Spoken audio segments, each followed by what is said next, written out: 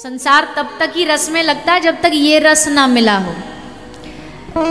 चाय तब तक ही मीठी लगती है जब तक कोई उससे अधिक मीठा रसगुल्ला ना खाया हो। उससे अधिक मीठा कुछ खा के फिर चाय को पियोगे तो फीकी लगेगी। तो संसार भी तब तक ही मीठा लगता है जब तक उससे अधिक मिठास भरे ठाकुर जी का ये रस ना चखाओ। जब वो चख लेंगे तो संसार फिर मीठा नहीं लगेगा। अभी ये रस नहीं चखा इसलिए संसार हमें अभी मीठा लग रहा है। ठाकुर जी ने कहा, गोपी मैं जानता हूं कि तुम अब दुनिया की नहीं रही हो, पर संसार है, कर्तव्य तो निर्वहन करना पड़ेगा। हमारे भी कुछ कर्तव्य हैं, वो भी हमें अभी आगे निभाने पड़ेंगे। और ये रस देने का उद्देश्य भी भगवान का एक ही है, क्योंकि अब ज़्यादा समय भगवान के पास बाकी नहीं बचा। अब ये लीला को समेटना है, मथुरा जाना है। जाने से पहले भगवान गोपी को अंगीकार करना चाहते थे और भगवान ने वो कर लिया। सब गोपियों को आज्ञा मिली, सब अपने अपने घर आ गई। घर तो आ गई पर मन तो वहीं रह गया। और तन से आप कहाँ उससे फर्क नहीं पड़ता, मन से आप कहाँ उससे ज़्यादा फर्क पड़ता है। कई जीवन में ऐसे होते हैं हम उनके तन से नज़दीक होते हैं पर मन से नहीं होते। और कोई ऐसा होता है वो हजारों किलोमीटर दूर भी आपसे हो पर मन से आप उनके करीब रहते हो। तो भले संसार में रही गोपी पर मन श्याम सुंदर से जुड़ा रहा। फिर भगवान ने प्रलंबासुर आदि दैत्यों का उद्धार करने के उपरांत मथुरा जाने की योजना बनाई। ये सब भगवान की लीला ही है, ये सब भगवान का ही नाटक चल रहा है। वो ना चाहते तो थोड़ी ब्रज छोड़ के जाते, पर ये सब लीला है उनकी। सब पर कृपा भी करनी है, लीला भी करनी है, उद्धार भी करना है। तो आज भगवान ने एक लीला करी। क्या लीला करी? भगवान ने प्रेरणा दी नारद जी को। नारद जी ने जा करके कंस के कान भरे। नारद जी बोले, अरे भैया कंस, अब तक तुझसे देवकी का 8वां पुत्र न ढूंढा गया, हद हो गई। इतने दैत्य तूने भेजे मारने के लिए, पर उसका मारना तो छोड़ो, बाल भी बांका कर पाए, बाल भी उखाड़ पाए? कंस बोला नहीं। पूतना भेजी सो मार दी, तृणावृत भेजा वो पछाड़ दिया, दैनकासुर पटक लगा दी, प्रलंबासुर को मार दिया, सबको मार देता है, इतना शक्तिशाली है। नारद जी बोले, पर तुमसे ज़्यादा शक्तिशाली थोड़ी है। अब नारद जी तो नारद जी हैं, नारायण नारायण। नारद जी बोले, तुमसे ज़्यादा शक्तिशाली थोड़ी है, और वो तुम्हारे ही हाथों मर सकता है। इसलिए एक काम करो, उसे वहाँ किसी दैत्य को भेजने की जगह उसको यहाँ बुला लो, यहाँ आओ अपनी आंखों के सामने, फिर उसका वध कराओ, फिर देखो कितना बल है, हमें भी पता लगे तुम्हें भी पता लगे। कंस बोला, ये तो एकदम बढ़िया आइडिया नारद जी, पहले क्यों नहीं दिया? बोले अब दे दिया, अब मान ले। बोले ठीक है। तुरंत अक्रूर जी, नारद जी ने कहा किसी विश्वास पात्र को भेजना जिसपे यशोदा और नंद बाबा भरोसा कर सके, तभी तो अपने पुत्र को भेजेंगे। बोले हाँ, अक्रूर जी हैं, एक ऐसे हैं हमारी मंत्री पद में जिस पर नंद यशोदा थोड़ा भरोसा रखते हैं, उनको भेज दिया गया। तो श्री अक्रूर जी महाराज रथ लेकर के आज वृंदावन आए। मथुरा से वृंदावन की ओर रथ चल पड़ा। जैसे रथ वृंदावन की ओर चला, ठाकुर जी की आंख में अश्रु आ गए। भगवान समझ गए कि रथ निकल चुका है और अब हमारे पास ज़्यादा अधिक समय नहीं बचा है। रथ आया वृंदावन में। सब बोले, अरे महाराज कंस ने दूत भेजा है, महाराज कंस ने एक दूत को भेजा है, बड़ा कुछ सुना है, बड़ा संदेशा लेकर के आया, बड़ा संदेशा आया। नंद यशोदा माता दोनों ने मिलकर के अक्रूर जी का स्वागत और सत्कार किया। भैया दूसरा ले लो, अभी से ले लो। तो नंद बाबा और यशोदा मैया ने स्वागत किया अक्रूर जी का। अक्रूर जी पधारे, आसन पर विराजमान किया, उनको जलपान कराया, भोजन प्रसादी की व्यवस्था करी। भोजन कराने के बाद दोनों नंद यशोदा बैठ गए अक्रूर जी के सामने। नंद बाबा ने कहा, रे अक्रूर जी, अपना उद्देश्य क्या संदेश लेकर के आए और हमको पहले बता देते, हम ही चल के आ जाते।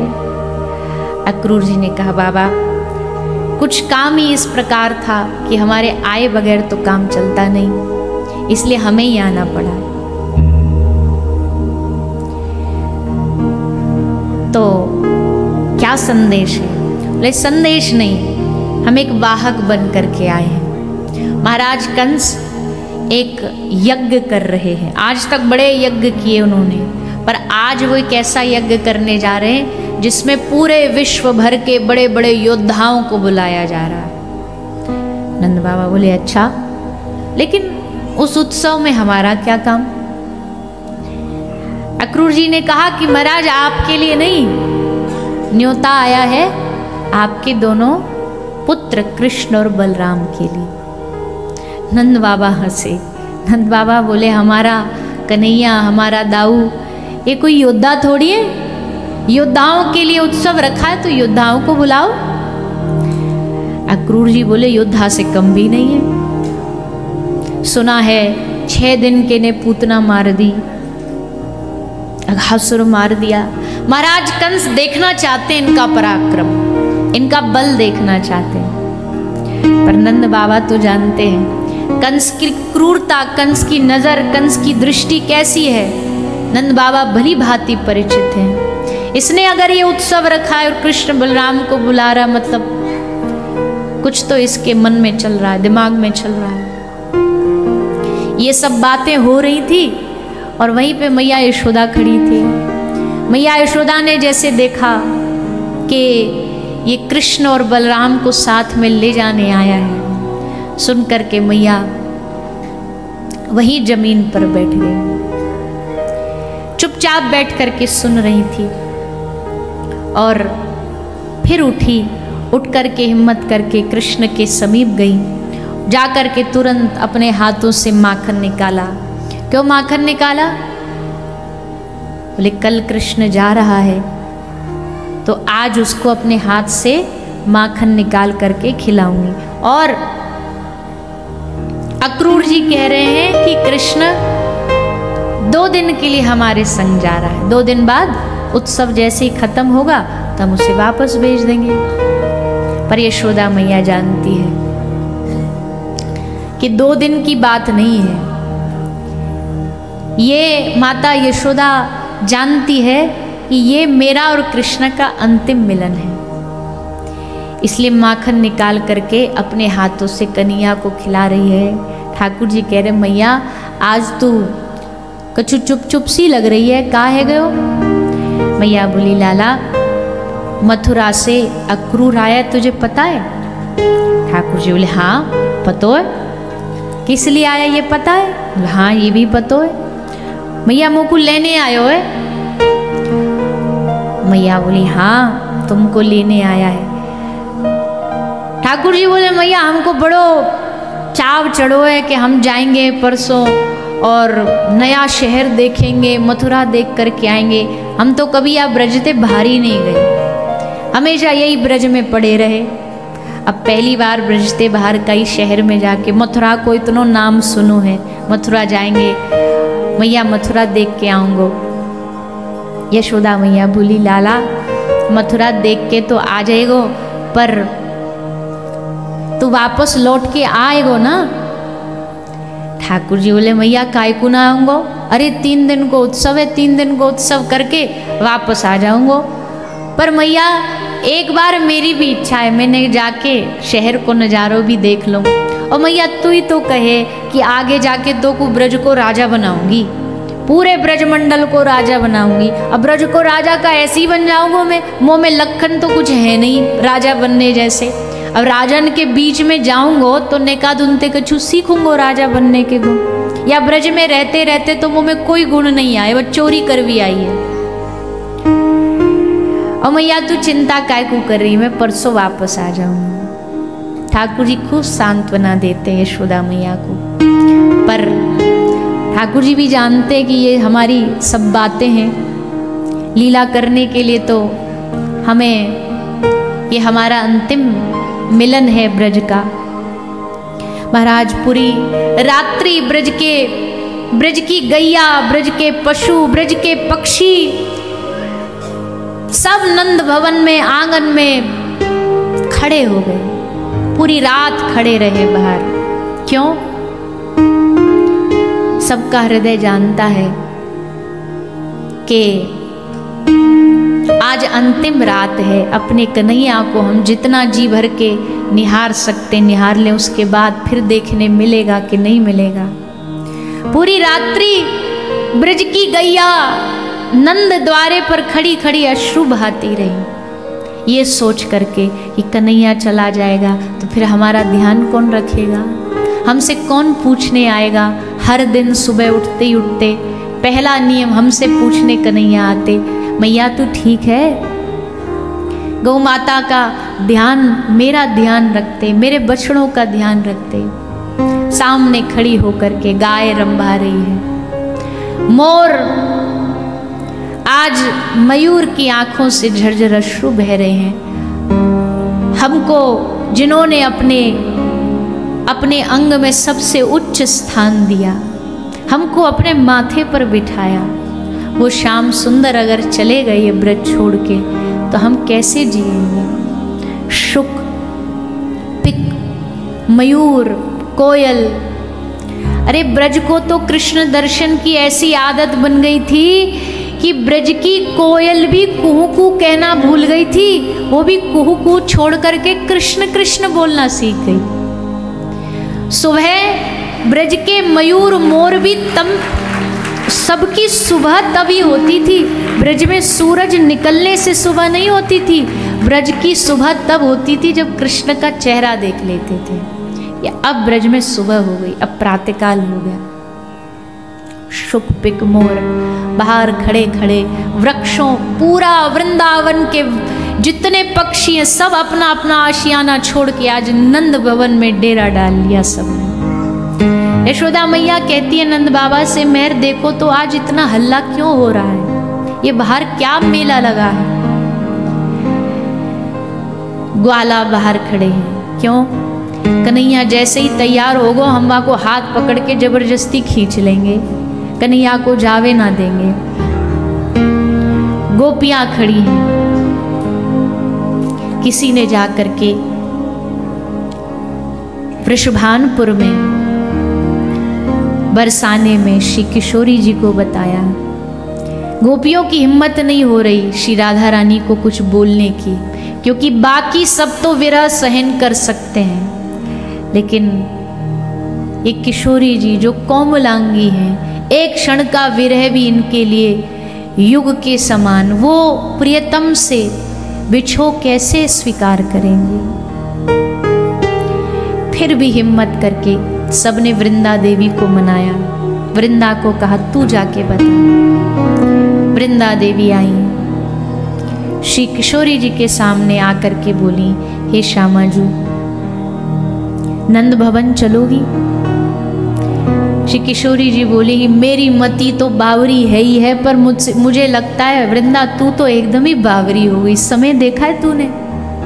सूरज ढल गया, आधी रात हो गई है। इस समय क्या मैया बाबा जाने देंगे? और जाने भी देंगे तो यशोदा मैया को क्या बोलेगी? मैया पूछेगी क्यों आई है तो क्या बताएगी? वृंदा देवी ने कहा नहीं, हम सबका मन कर रहा है कि आज जाएं, जाकर के श्याम सुंदर का दर्शन करके आए। किशोरी जी बोली चलो, तुम सबका मन है और मेरा तो हर समय मन रहता ही है, पर अब तुम्हारा मन है तो तुम्हारे मन में मैं भी अपना मन मिला लेती हूँ। चलो, सबको लेकर के श्री किशोरी जी और सब ब्रज की गोपियां रात्रि को नंद महल पहुंची।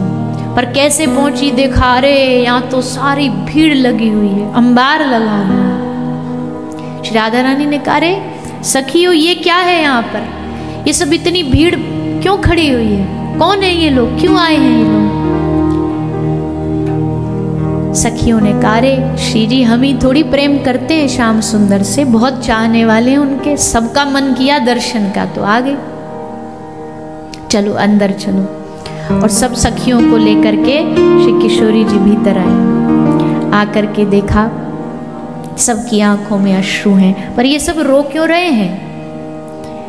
दर्शन करने आए हैं पर रुदन क्यों कर रहे हैं? आज तक इस ब्रज में ऐसे किसी को उदास नहीं देखा। हमारा वृंदावन ऐसा उदासी से भरा हुआ थोड़ी है। हमारे वृंदावन में तो हर रोज नृत्य होता है, यहाँ हंसी गूंजती है। आज ये रुदन की चीख क्यों सुनाई दे रही है? वृंदा देवी ने श्री किशोरी जी को कहा आप बैठ जाओ, और बिठा करके उनसे कहा कि हे किशोरी जी, अब समय आ गया है। किस चीज का समय आ गया है? अब समय आ गया है बिछड़ने का, विरह का, वेदना का।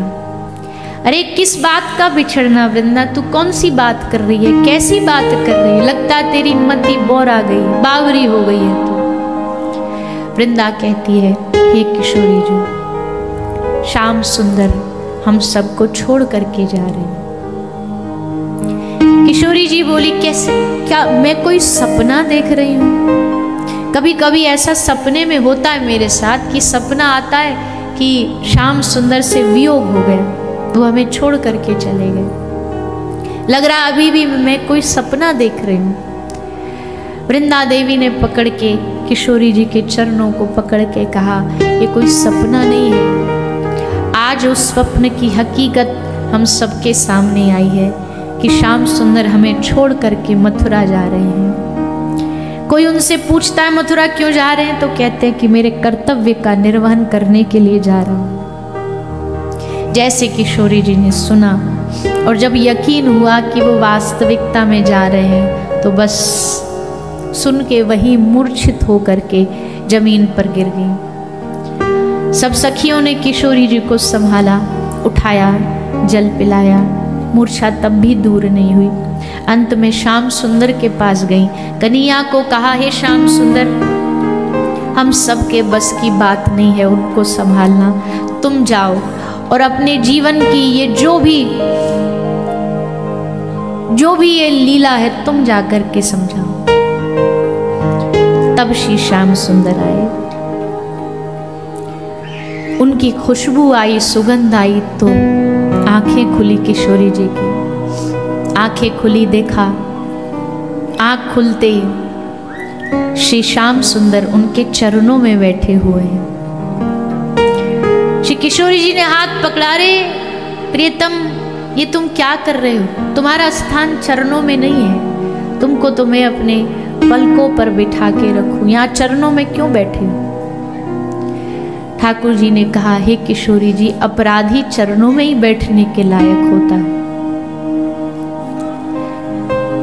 अब भी नहीं समझ पा रही, कैसी बात कर रहे हो श्याम सुंदर? अभी तो आपने रास का रस दिया और अब अपने आप को अपराधी बता रहे हो। कौन सा अपराध, कैसा अपराध? ठाकुर जी ने कहा हे किशोरी जी, मैंने वो अपराध किया है जो कभी क्षम्य नहीं है, जिसको कभी क्षमा नहीं किया जा सकता।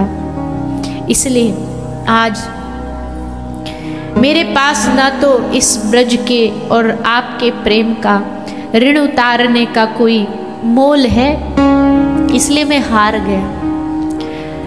और हारा हुआ व्यक्ति क्या करता है? हारा हुआ व्यक्ति अपने सर के सम्मान को, अपनी पाग को सामने चरणों में रख देता है। इसलिए आज मैं श्याम सुंदर अपना मोर मुकुट उतार करके आपके चरणों में रख करके क्षमा मांगता हूं। और जाते जाते अपनी सबसे प्राण प्रिय सखी को तुम्हारे हवाले, तुम्हारे हाथों में सौंप करके दे करके जा रहा हूं। बांसुरी निकाली और निकाल करके श्री किशोरी जी के चरणों में रख दी श्याम सुंदर ने। और श्री किशोरी जी से कहा कि हे स्वामी जी, जब कभी आपको मेरा स्मरण हो जाए, विरह वेदना बहुत बढ़ जाए, आप उसको सहन ना कर पाओ, तो बस ये बांसुरी बजाना और मुझे बुला लेना, मैं आ जाऊंगा। जैसे ही किशोरी जी ने सुना तो बड़ी जोर से हंसी और हंस के बोली कि क्या क्या अद्भुत लीला करते हो तुम, और क्या सुंदर मार्ग बताया है कि जब तुम्हें याद आ जाए तो तुम बांसुरी बजा देना और मैं आ जाऊंगा। तो फिर इसका मतलब तो ये है कि ये बांसुरी कभी भी नहीं बजेगी।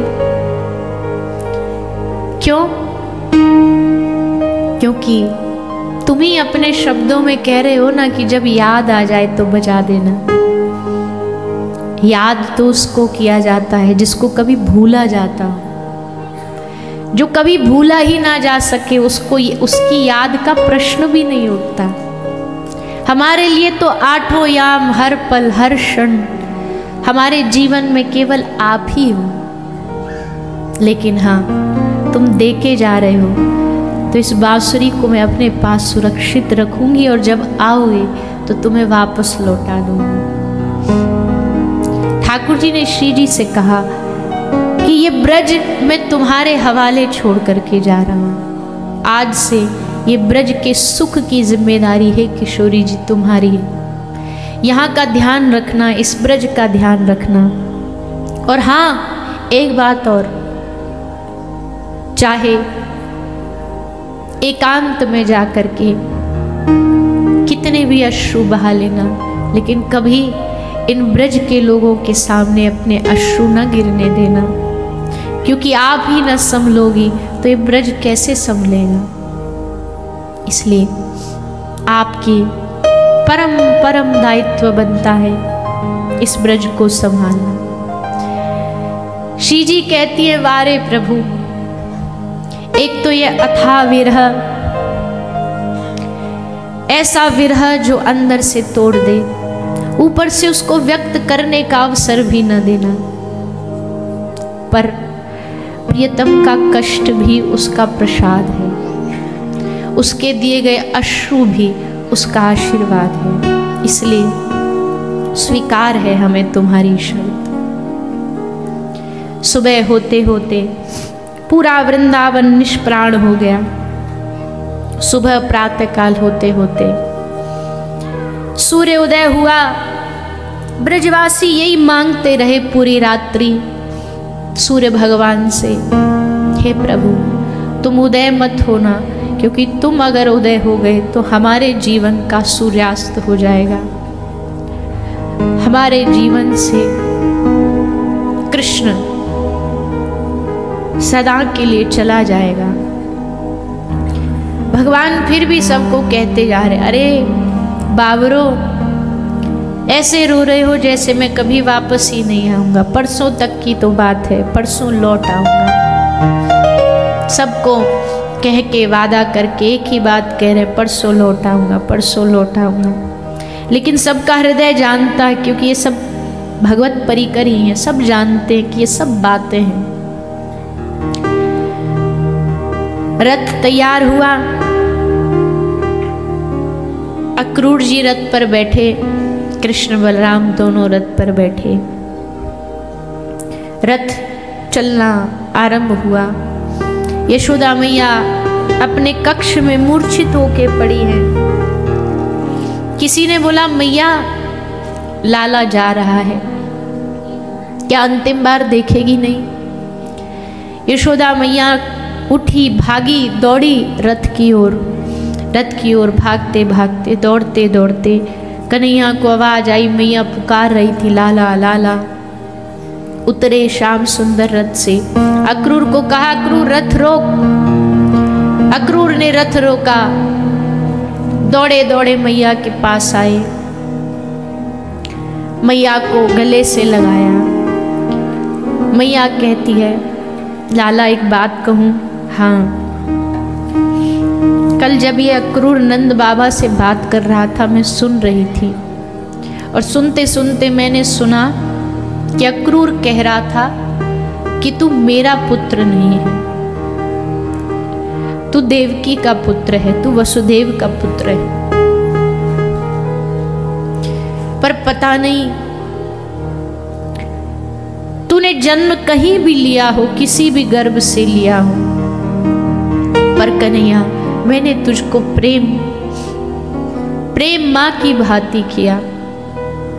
तुझे भी ये बात पता लगेगी, आज नहीं तो कल मथुरा में तुझे कोई कहेगा कि तू मेरा पुत्र नहीं है, और फिर कहीं तेरे मन में आए।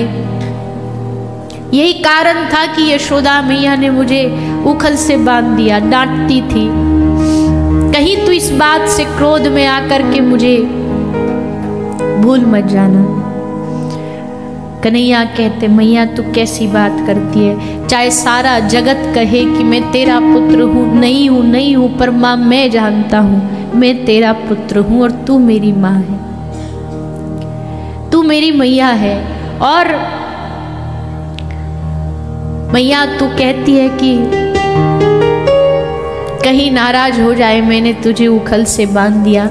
अरे मैया, जितना प्रेम तूने मुझे किया है, जितना प्रेम तूने मुझे दिया है, मैं भगवान, मैं कृष्ण पूरा जीवन भी लगा दूं तो तेरे ऋण से ऋण नहीं हो पाऊंगा। केवल मेरा सुख देखा तूने, हर पल केवल मेरा सुख। पर तू माता चिंता न कर, परसों लौट आऊंगा। ये कहते हुए सबको सांत्वना देते देते आगे बढ़े। रथ आगे बढ़ा। जैसे रथ आगे बढ़ा, ब्रज की सारी गोपियां रथ के सामने आकर के लेट गई।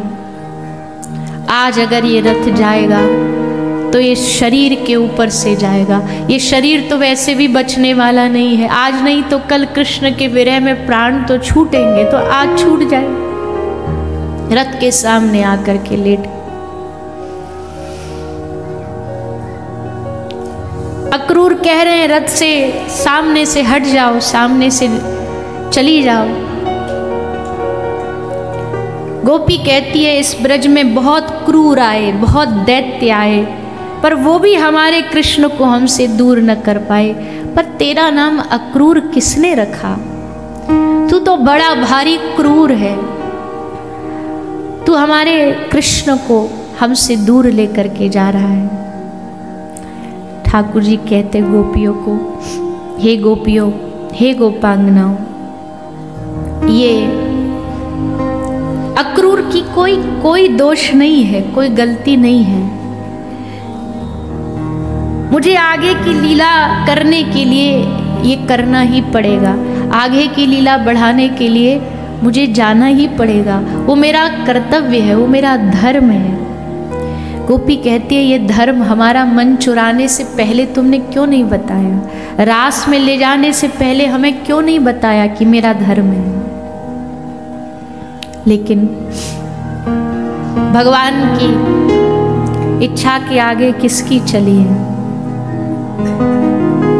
भगवत इच्छा के सामने किसी की नहीं चली। गोपी खूब रुदन करती है, नहीं रुके ठाकुर जी, चले गए मथुरा की ओर प्रस्थान करते हैं। कुछ लीलाएं भी करी, कुछ कंस का उद्धार किया, कंस को मारा, लेकिन ब्रज का इंतजार तब भी खत्म नहीं हुआ, ब्रज की प्रतीक्षा तब भी खत्म नहीं हुई। ब्रज बस इसी इंतजार में रहा। जब सूचना आई कंस मारा गया तो सबको लगा अब कन्हैया वापस लौट आएगा, अब हमारे श्याम सुंदर लौट आएंगे। लौट करके आए, लेकिन कृष्ण नहीं आए। अब जब कृष्ण को भी ब्रज का स्मरण, ब्रज की याद खूब बढ़ी, तो ब्रज भेज दिया एक दूत को। दूत का नाम है उद्धव। उद्धव को ब्रज भेज दिया कि उद्धव जी, हमारा ब्रज हमारे बगैर मर रहा होगा, सब लोग तड़प रहे होंगे, कोई तो जाकर के अग्नि में थोड़ा जल डाल दे। इसलिए उद्धव को भेजा। पर ठाकुर जी ये नहीं जानते उद्धव का मिलना गोपियों के लिए अग्नि में जल का काम नहीं करेगा, अग्नि में घी का काम करेगा। प्रियतम की कोई प्रिय वस्तु पास आ जाए तो प्रियतम की और याद बढ़ जाती है और स्मरण बढ़ जाता है। उद्धव आए ब्रज में, समझाने के भाव से आए कि मैं ब्रज के लोगों को समझाऊंगा, मैं ब्रज को ज्ञान दूंगा, मैं गोपियों को ज्ञान दूंगा। पर उद्धव नहीं जानते जिस ज्ञान को उद्धव पढ़ करके गुमान कर रहे हैं वो ज्ञान तो गोपियों के चरणों में है, गोपियों की चरण धूल में है। उद्धव आए, ब्रज में आकर के नंद और यशोदा से मिले। यशोदा मैया, नंद बाबा दोनों कृष्ण के जाने के बाद क्या करते थे? दोनों बैठ करके एक दूसरे को कथा सुनाते थे। कथा किसकी सुनाते थे?